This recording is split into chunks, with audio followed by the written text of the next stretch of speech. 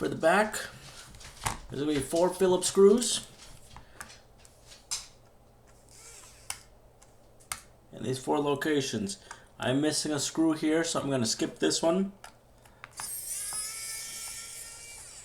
It is very handy to keep a magnetic screw mat. One of these right here.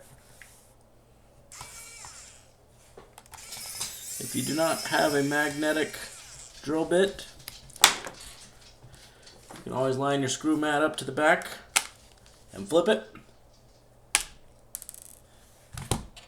It generally catches most of them. The magnetic mat is to make sure that they stay in a close area without getting on the floor or lost. Let's take off the back plate. You have those 4 screws removed. Go ahead, and I like to pick a corner. And then I like to work a side. So once we get a corner in,